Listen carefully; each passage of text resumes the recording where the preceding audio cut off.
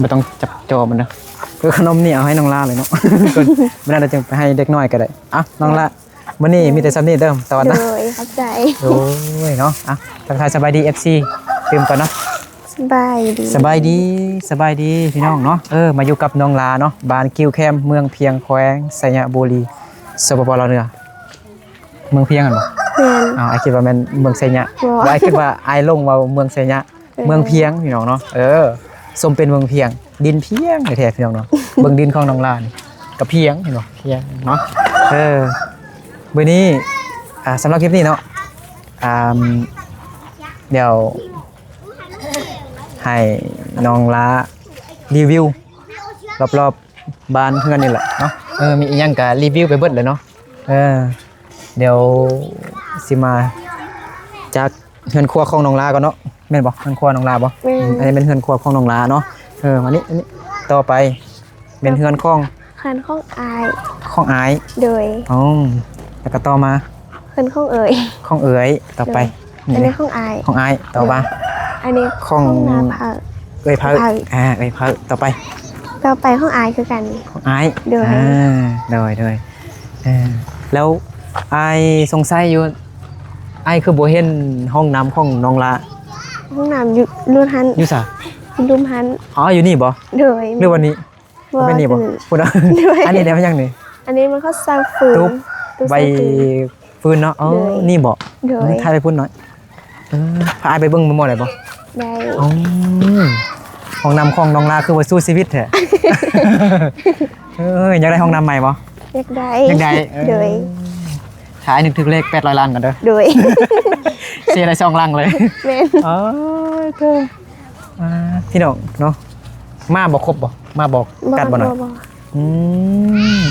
ขออนุญาตพี่น้องเนาะขออนุญาตพี่น้องเนาะห้องน้ำของน้องลาคือว่าสู้ชีวิตแท้อันนี้มันลกไก่บ่หน่อยแม่นน้องลามาพี่นี่ไก่จักตัวอันนี้ไก่ของอายของอายบ่โดยไก่ของอายแม่นมีใช่ไก่นะเอาไปเมื่อไหร่ไก่ของอายคือบ่เห็นไก่ของอายนะคือบ่เห็นแต่ลกมันแล้วเห็นแต่ลกมันได้เนาะอันนี้วันใส่อาหารใส่น้ำพี่น้องเนาะเห็นแล้วก็คิดฮอดตอนเข้าเรียนอยู่ดอยกาวเลี้ยงไก่กับอาจารย์ปั๊มอาจารย์สอนภาษาอังกฤษใน6ปีบ่ได้เข้ารัฐกรบ่ได้เงินเดือนกินเป็นครูอาสามา6ปีแล้วก็บ่ไหวแล้วเงินเดือนบ่ได้แล้วก็มีแต่เอาเงินตัวเองไปซื้อของกินซื้อข้าวกินที่กระต่างเขาจากบ้านตัวเองนี่คืนไปด้วยไกลแฮงเงินเดือนก็บ่ได้6ปีบ่ไหวแล้วไอ้ปั๊มอายพอดีจบม.7แล้วก็อายพอดีจบแล้วก็ออกเลยออกเป็นครูเลยเขียนใบลาออกอะไรก็เราก็ไปอยู่น้ำเมียอยู่ร่วงพะบางเอาเมียอยู่ร่วงพะบางแล้วก็อันนี้ก็มีแต่เมียเราเป็นครูสอนเป็นครูอย่างก่อนเอกชนนะเป็นครูเอกชนโหบ่บ่แม่นของรัฐนะเป็นโรงเรียนเอกชนเราก็ไอ้ปั๊มเพิ่นก็มีแต่ไปเป็นรปภบ่ไปแปลภาษาเขายวนโรงแรมยังหั่นเลยน้องลาว่าอยากได้ห้องน้ำไหมว่าซั่นพี่น้องเนาะบันทึกเลขก่อนว่าซั่นเนาะนี่มารีวิวห้องน้ำน้องลาเนาะเพราะว่าบันทึกสงสัยอยู่ห้องน้ำมีหลายครอบครัวอยู่เป็นยังคือว่าบ่เห็นห้องน้ำเดี๋ยวนี่เดี๋ยวห้องน้ำอยู่ไสหน่อยอันนี้เขาจะร่วมกันอยู่นี่ใส่ร่วมกันอยู่นี่เดี๋ยวแล้วของอายมีตัวนึงถึงมีแต่ของอายแล้วใส่อยู่นี่จักครอบครัวหน่อยใส่อยู่4-5เลยติ1 2 3 4 5เลย5ครอบครัวเลยป๊าดถือล้านก็หลายอีกเนาะบ่ย่านมันเต็มไวบ่เต็มบ่จักปีแล้วบ่ก็เต็มไวแต่ว่าเข้ามาดูดซ่วมดูดจักเทื่อแล้วเนาะขออนุญาตพี่น้องเด้อเนาะแต่จักดูจักเทื่อแล้วจักครั้งแล้ว1เทื่อแล้ว1ครั้งแล้วโดนแล้วบ่โดนแล้วฮอดปีแล้วบ่ฮอดเทื่ออ้ายก็ดูเทื่อนึงแล้วได้มื้อนี้วันที่ยังวันที่26เนาะ26ที่27ก็26 1 เดือนกับ5 มื้อ ไอ้ดูดซ่วมได้ของไอ้ ของเอลี่นะอยู่เมืองเพียงคนน่ะพี่น้องเนาะหาครอบครัวมาใส่ ห้องน้ำบอลเดียวเนี่ยเนาะโอ้อีตัวแห้งพี่น้องเนาะเห็นดีป่ะน้องลาเนาะโอเคไปอันรถไฟนิดหน่อย รถไอเคย รถไอเคยบ่ป้ารถกระสู้ชีวิตแท้ คือน้องลาคือบ่ซื้อคันใหม่เลย ยาวหนูไปถึงเลขเถื่อ บ่ถึงเลขเทื่อโอ้พุ่นอยู่คนเดียวบ่ นี่นำแม่ แม่ โดย เอาขนมให้ได้บ่ ได้ เอาขนมให้ร้านได้หน่อยคือบ้านนั้นเราจึงซื้อมาให้อีกน้องปลาดาวบ่ มาได้ ปลาดาวบ่ โดยแม่ อยู่กับแม่ใส่แม่นะ แม่อยู่ในเพื่อน แม่อยู่ในเฮือน โดย เอ้าแม่คือบ่ออกมานอกบ่อ้ายบ่เป็นคนอ้ายบ่จังได๋ บ่ นะเยี่ยมยามเบิ่งได้บ่ยามได้บ่ ได้ ลองใครจะตัวให้เบิ่งดูเพิ่นนึงดู เราใช้ก็แล้ว สบายดี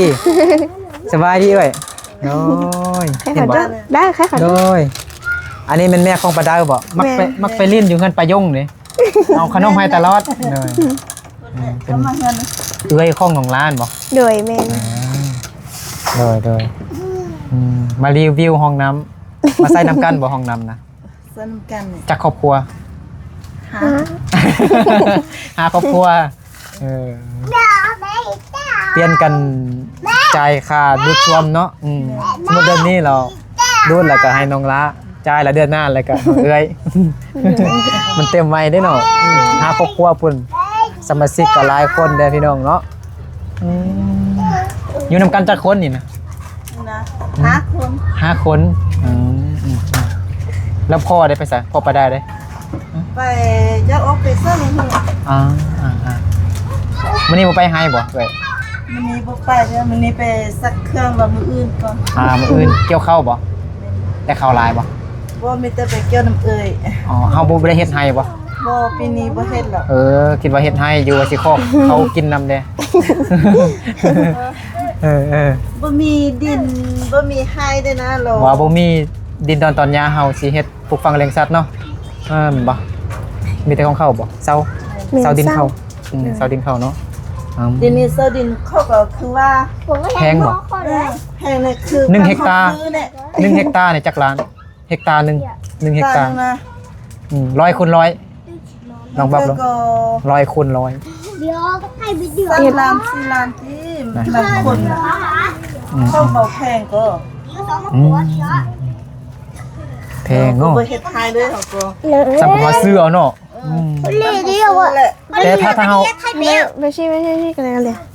แต่ถ้าเฮาซื้อนี่แฮงแพงกันบ่ แม่นแหละ 6-70 ล้านพุ่นติ แม่นแหละ เนาะ เฮ็ดมันยากก็แพง แพงเนาะ เฮ็ดหรอกเฮ็ดดีกว่าเฮ็ดแล้วก็ ไปหาเงินอยู่ไทย ไม่ใช่ ห้าวันนู้ห้าก็บ่พอใจ โดยโอเคมาเยี่ยมยามเบิ่งซื้อโดยดีมีแห้งเด้อโดยมาจุดประสงค์เฮามื้อนี้กับมีแต่มารีวิวห้องน้ำน้องลาซื่อๆเพราะว่าบ่นึกสงสัยอยู่มีน้องลาแล้วก็มีครอบครัวของเอื้อยอายเด้เอาอีหยังเด้หลายคือบ่เห็นบ่เห็นห้องน้ำสินะเรา ก็เลยทวงน้องลาว่าหาครอบครัวมาใส่น้ำกันนี่ว่าซั่นเนาะ เดือนหนึงได้ดูดเทื่อนึงนั่นแหละเธอเพิ่นเนาะได้หลายปีแล้วบ่ห้องน้ำน้องนะ บอกก็ได้ปีปลาย ได้ปีฮะ นี่ไป2 ปี บ่ตั้งแต่เฮ็ดนะ ตั้งเฮ็ดก็ ตั้งแต่เฮ็ดเลย 2 ปี เพราะว่าเขาก็เฮ็ดอันนึงอยู่หันแหละเราใส่ตัวของไอขนาด ของอาย โดยแล้วเขาก็มาเปลี่ยนใส่พอไล่คนเนาะ พอไล่คนก็เลยมาเฮ็ดเพิ่มอีก โดย เพิ่มก็บ่เพิ่มไล่อีกเนาะเพิ่มหาครอบครัวน่ะเพิ่มแต่อันเดียว เพิ่มแต่ห้องน้ำห้องนี่ก็เฮือนเดียวหลังเดียว โดย พี่น้องนะแต่ละคนเนาะมีต้นแห้งน้องลามาจังได๋ห้องน้ำใหม่ว่าซั่นเฮ็ดจังได้เนาะบ่ได้เนาะสิถึกเลขนี่16 ตื้อ คันถึก16 ตื้อนี่ไอ้นึกเฮ็ดเฮือนได้เลยนะ สิได้บ่ คืออันเจตุกตาเนาะ โดย 16หรือ12 16นี่14ผู้ถึกเลขกันนะอันนี้เป็นน้องลาบ่ อันนี้เป็นของไอ อาย โดย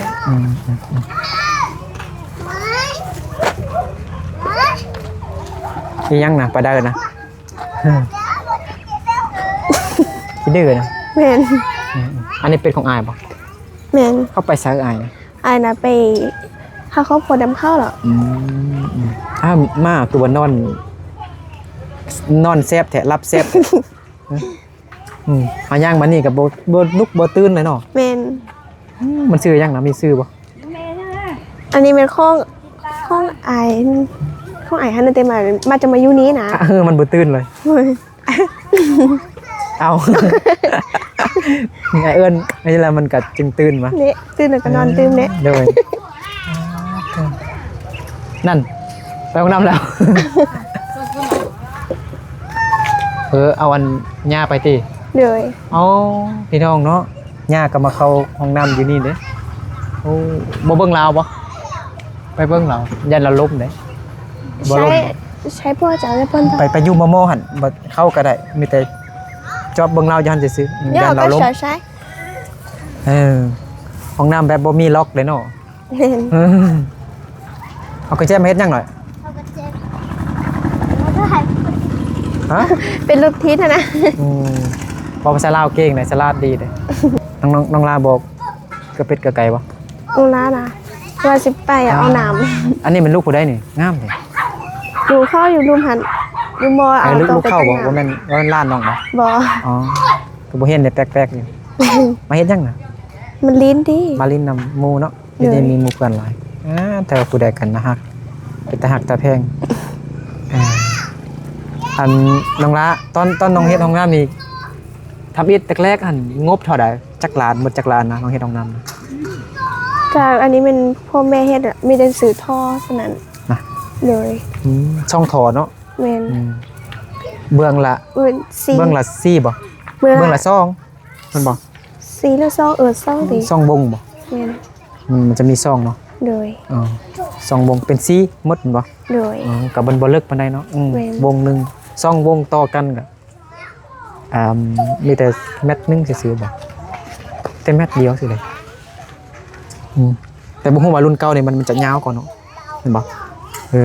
ปัจจุบันเนี่ยคือว่าเห็นเขาซื้อมาแล้วมันยาวซำนี้แต่มันน้อยกว่าเนาะ เลย ของน้องใหม่ก็ยังเขาก็ซื้อมาแล้ว FC เพิ่นซวย3ล้านปลาย3ล้าน8แบ่งให้น้องบ่แม่นน้องใหม่อันน้องเคยเบิ่งคลิปน้องใหม่สาวแม่ห้างแค้นหักบ่ ทราบไหมฮะ แล้วผัวเราเจ็บแค้นนั่นนะ เห็นเหรอ แม่น เห็ไห ๆๆอันนั้นแหละอัน FC ผู้ใจบุญเพิ่นเนาะไอสะเลาเพิ่นฝากเงินมา 6,000 บาทได้3ล้าน8แสนแล้วก็ซื้อวงสวมหันซื้ออันสังกะสีเลยเดี๋ยวนี้ค่าของซีบมันแพงพี่น้องเนาะแพงแฮงก็แพงพี่น้องเนาะขนมถุงละ 2-3,000 กีบแล้วเด้เขาคือว่ามัดเป็ดนะ มาเท่าจริงหัวเป็นข้าวเหงาขนาด มีหลายตัวนะไม่ได้2-3ตัวซื้อก็บ่จื้อเอาก็ได้ติไปไม้ไว้พี่น้องเนาะ มาจะไปโลนะเวลาเขาไปซอจริงหู มันไปลิ้นนำ เลย เป็ดเข้าอยู่นอกคนเนาะ แมนเท่าจริงหัวเป็นข้าวเหงา เพื่อนก็ไม่ ไม้มดบ่ ไม่ มัดค่ามันมดทุกตัวเลยนี่ก็ไม่เห็นเลย มัดมดบ่ ต้นนั้น หมัด มัน มัดเบิดเลยนะมดเลยเนาะไผมัดน่ะน้องลาบ่หรือว่าไอ้ อันนี้เขา ไอ้มัดบ่ของน้องลาอยู่ไสซั่นน่ะตัวใด เขาหนาดูเหมือน มีลูกเหมือนนะ มีแต่อัพไว้ซื้อๆมีแต่ซื้อคำโต ใส่เบิ่งดูย่างเลาะเบิ่งบรรยากาศหอมหอบๆบ้านของน้องลาเนาะ กินได้ขนาด แต่ละครั้งมาเฮือนน้องลากับบ่เห็นห้องน้ำน้องลาเพราะว่าบ่นึกก็มาฮอดแต่อันต่อหน้าเฮือนน้องลาหั่นนะแต่บ่เห็นห้องน้ำไปรีอยู่ฮู้มีดอกเนาะ น้องรามาสีขาวมาสีแดง นะน้องลากำมัดบ่ หมัด น้องลากำมัดข้าเป็ด สี แกนเป็ด เขียว เหรอ สีขาวสีเขียว มัด นี่ ตีนเบิดเนาะ ไก่บุมัตี ไก่บ่ ไก่มัดทุกตัวเลยเอาสีเดียวกันเลยเนาะมันฟักไข่บ่มันมีไข่บ่หั่น บ่ คือข้างไว้ซั่น ข้างไว้เพื่อมันจะมาข้างใครซื้อ คิดว่าข้างไว้เพื่อสิค้าตอนหับไอ้นึก บ่ แม่นนะ ถ้ามัน แต่สิค้ายังจะนะมันไอ้นึกมาไอ้นึกสิซื้อเหล้ามา ได้มื้อหน้าก่อนสิรักไปเข้าเมตัวนึง ลักเป็ดแล้วมันนิสัยบ่ดีนะลักเป็ดที่แม่เอาปลาก็ได้ เลย ปลาสลามปลาหมึก ปลาซาลานี่มี ปลาหมึกมีบ่ บ่ ปลาหมึกปลาสลามมันบ่ได้อยู่น้ำจืดเลย ข้องอายที่ไปให้หั่น นี่นะ โดยเขาจะมาเกี่ยว งามเนาะ ให้กับ ตัวใหญ่เนาะ เลย เอ้ยน้องลากับมั่นได้เนาะอันนี้มันของแม่เฒ่านี่บ่ โดย มาตากเครื่อง บ่ข้องเอ่ย ของเอ่ยบ่โอ้บ่แห้งซั่นเนาะ แม่น ว่าตั เข้าก ไป แต่ ซัก เช้า เครื่องค่ะ อืมเครื่องซักแล้วก็พัดไปในนี้ตรงนี้ เดี๋ยวอยู่นี่ไป อันนี้มัน เอ้า มีน้ำให้กินอยู่ แม่นคันมีน้ำน่ะเลี้ยงเป็ดจังซี่ไก่มันก็ดีเนาะเฮาบ่ทาเอาน้ำไปให้มันไปกินน้ำอยู่น้องเองเนาะ เลย อันนั้นดินเฮาหมดเนาะบ่ บ่มัน ฮอดพุ่นบ่ โดยฮอดพูนแล้วตัวอยู่เถิงอันนั้นข้าว ใช้ แล้ว ห้องน้ำอายนะ ไอ้ ตัวนี้บ่ โดยอันนี้ บ่เป็นดินจีนเนี่ยบ่ทั้งนั้น บ่ บ่ บ่ อ๋อคิดว่าตัวอันกอดินจีนนี่บ่แม่นเนาะ บ่แม่น น้องใหญ่อยู่พี่น้องเนาะมีดอกบัวเด้เออดอกบัวคันหลายๆแล้วบอกอันเด้ออาสิซื้อเอาจาก10 ล้านบ่ว่ามันเคยกินบ่ อือ การมัน บ่กินได้ นี่ ว่ะ กินได้โอ้ นมหู ดอกบัวน่ะน้องลาบ่เคยกินนะตัวอันอ่อนมันนะอันล่ำมันนะอันตัวล่ำมันเป็นดอกเนาะเอาดอกมาทิ่มดอกก็กินได้ เอามาเฮ็ด แกน ให้กินอ่ะ ขัว ขวาแซ่บดีว่ะ ขัวหรือว่าแกงใส่ปลาใส่ซีนใส่อีหยังก็ได้ เออ มัน กับหูแล้ว ซ่บ มี รสชาติแซ่บ มีหลายอยู่แต่ว่าบ่ฮู้ว่ากินได้นะกับป้าไว้ซื้อ เอามาขัว ๆเลย ใส่น้ำมันแซ่บมากแน่นอน ก็คือเฮา เออ ขัวผักบงเองต่างๆกันแหละประมาณนั้นแหละ เลย มันจะเป็นลักษณะแบบนั้นแหละ ตูนน่ะ ฮะ คือทูนน่ะ มันคือทุนนะมูทุนบ่ตุนนะคือบอนน่ะนะแต่บ่เป็นบอนนะมันเป็นแบบใหญ่กว่าบอนน่ะนะมันบ่คั่นน่ะนะคำมากับตำบักหุ่งนะกินดิบก็ได้ตำดิบก็ได้คือบอนน้องลานอยากจะบ่ฮู้ที่ตูนฮู้แล้วบัดนี้บอนมาลักเป็ด ฮู้แล้วบัดนี้บอนมาลักเป็ดกินมายังคือว่าแซ่บแท้ สลี เมื่อกี้ในกะยายขนมเบิดแล้วพี่น้องเนาะครบเบิดแล้วยายให้พูดละทงซองทงหมดละมื้อหน้าก่อนจึงซื้ออีกเนาะ เลย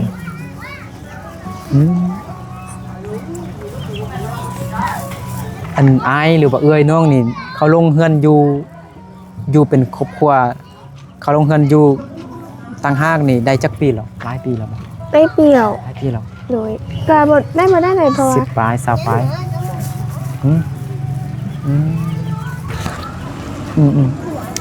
ตัวเจ็บกระเพาะต้องลากินข้าวแรงหรอบ่ ยาง ไม่ได้กินเถอะเทสยังกินนะ เป็นอย่างเก็บมาทั่วมันอย่างเคยทั่วกินแต่สิไปตักน้ำเลย ได้อันนี้อายบ่สบายดี ไอ้เคยเป็นคนซึนเผายังก็อาข่าว เป็นชนเผ่ายังไง ทอดขา เอาเผ่าอาคา กินข้าวว่าจังได จ้า ฮะ ทอดจ้า อ๋อค่อยฮักเจ้าว่าจังได คอยหักเจ้าน้ำหมดเนี่ย คิดว่ากูลูกก็บ่แม่นน่ะบ่แม่นเนาะเรามาแต่ไสน่ะ มาแต่โพสลี พงชลีใจเฮือนเราอยู่ไส นี่ก็เอาเอ่ยให้แน่ ไอ้เคย แม่ไอ้เคยหลายแล้ว ไอ้เคยแม่ เคยเลย เป็นคนคือมาเฮ็ดไม่อย่างพ่อมันบ่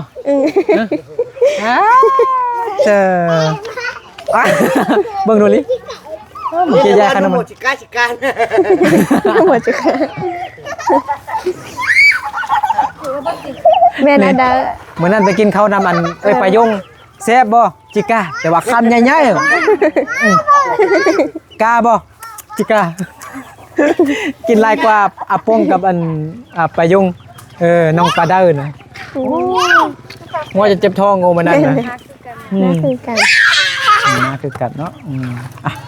มืดค่ำเหรอบ่ฮู้ไปเล่นน้ำน้องปลายงบ่ได้เนาะมาแล้วที่ผม มาเท่านี้ ยังบ่มาเพื่อน เข้ามืดแล้วบ่ เขาข้างนอกนะอย่างนิดนึงอยู่ ยังอยู่ เดี๋ยว อ่า หาหมูซื้อมือเทื่อก็จะก็มาจะให้ไปซื้อไหนมาแล้วข้างเทื่อ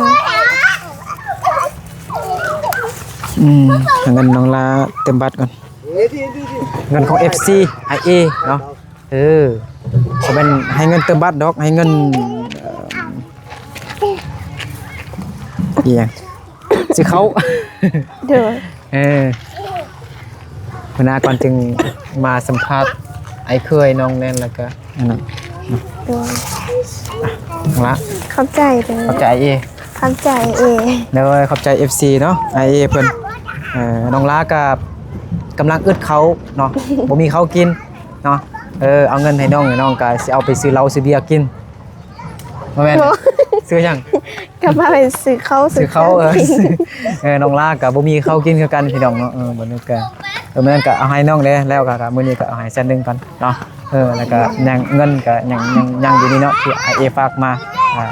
1,000ก็ 2,000นั่นแหละก็บ่นึกก็ช่วยอายของน้องลาเด้มื้อนั้นเนาะแล้วก็ช่วยไปเผาของน้องลาเด้ขอบใจขอบคุณเอเนาะไปพรให้เอได้บ่เป็นบ่ อวยพร ไปพรให้เอบ่ลูกน้องละ น้องลาเข้าอวยพรให้IAจงอยู่ดีมีสุขภาพแข็งแรงความเจ็บอย่าได้ความไข้อย่ามีขอให้ลำรวยๆเด้อสาธุ สาธุเนาะขอบใจเอหลายเนาะขอบคุณขอบใจหลายเด้อได้บุญนำกันเนาะโอเคพี่น้องเนาะเอาสำหรับคลิปนี้บ่นึกกับน้องลากับขอลาพ่อแม่พี่น้องไปก่อนเนาะอวยพรให้ FC เบิดสุขุสุขคนจงอยู่ดีมีแห้งสุขภาพแข็งแรงขอบใจอย่าได้ความไข้อย่าให้มีลำให้รวยเนาะเดินทางไปมาหากันตลอดปลอดภัยเนาะสบายดีบ๊ายบายบายพี่น้องเนาะ